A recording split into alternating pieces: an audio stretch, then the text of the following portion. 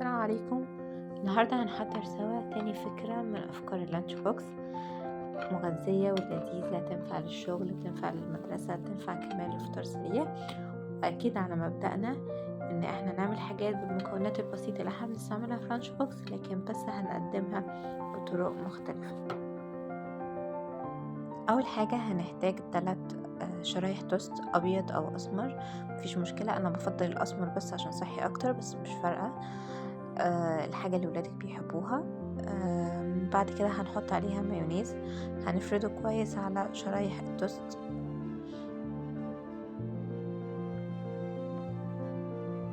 بعدين هنجيب اللي موجود عندي لانشون فراخ، عندي لانشون لحمة، عندي تركي مدخن، اللي موجود عندي اي حاجة من نوعية اللحوم دي. هنحطهم على طبقتين بس، على شريحتين بس من شرايح التوست.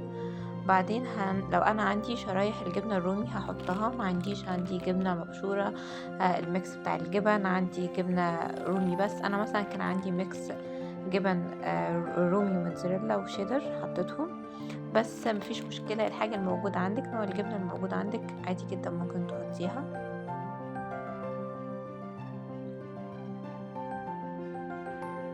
شرايح الجبنه الرومي يعني ميزتها ان هي بتديلي المطة شوية لما بتسخن في الميكرويف او تتعرض لسخونة، بتديني المطة ديت انا بكون عايزاها.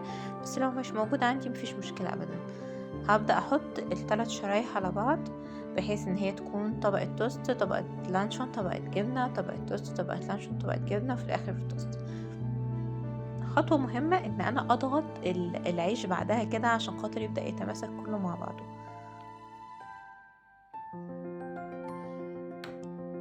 بعدين هحتاج بيضة واحدة. انا المفروض احط عليها معلقة لبن كمان، بس انا ما كانش متوفر عندي اللبن وقتها، بس عادي من غير اللبن بتمشي، وكانت حلوة، كانت لذيذة برضو، بس اللبن هيديكي قوام اسهل.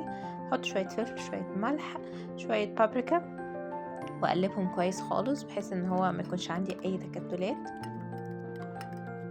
وهبدأ اغطس واقلب التوست في المزيج ده، بحيث ان هو يشرب كل البيض. مش عايزين نحضر حاجة فيها، او ممكن انتي لما تقلبي المرة والتانية يبقى لسه في بيض، هتفضلي تقلبيها لحد ما يبقاش خالص اي بيض في الطبق، وتتأكدي ان كل الجوانب بتاعة التوست شربت من البيض. هحطها في طاسة، احط معلقة زبدة صغنونة واحطها في طاسة، هعملها على الجنبين، وكمان هعملها من الاطراف. ما ننساش ابدا نعمل الجوانب كلها. وده الشكل النهائي بتاعها.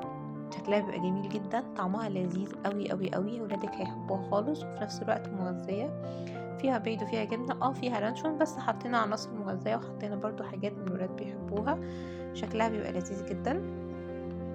هقطعها نصين، وهلف كل نص فيها بورقة زبدة عشان اتأكد ان هي ما تتفكش في اللانش بوكس. حتى لو انا بعملها للشغل، احسن حاجة دايما ان انا لما يكون الساندوتش معرض ان هو يفك، لازم الفه بورق زبدة او ورق فويل او تفر الحاجة اللي عندي اقدر ان انا اخلي الحاجة تتماسك بيها. لو ما عنديش ورق زبدة او ورق فويل وعندي الستيكس الخشب دي، ممكن الفها احطها فيها بحيث ان انا اثبت الطرفين ببعض. اهم حاجة اتاكد ان هما مش هيفكوا من بعض. انا عملت ورق الزبدة مثلثات زي ما انتوا شايفين كده، وثبتها فيها. بعدين هبدأ بقى ارص في اللانش بوكس. انا دايما بعتمد ان انا احط في اللانش بوكس something sweet, something salty, something crunchy, something healthy. لازم اكون حاطه كل العناصر اللي ممكن ان انا احس ان ولادي هيفرحوا بيها، او ان انا هفرح بيها، وفي نفس الوقت تكون مغذيه. فاحط الكوكيز. طبعا هتلاقي الطريقه بتاعتها موجوده على القناه. كوكيز لذيذه ومقرمشه من بره وطريه من جوه، بيرفكت، احسن من اي كافيه. طبعا احط بيك رولز. انا بحب دايما احط الحاجات السناكس، احطها حاجه تكون بيكد، مش حاجه تكون فرايد، تكون افضل. يعني نوع الفاكهه الموجود عندك، انا حطيت بلح. لو عندك اي نوع فاكهه تاني مفيش مشكله، والف هنا وشفا، ويا رب تعجبكم.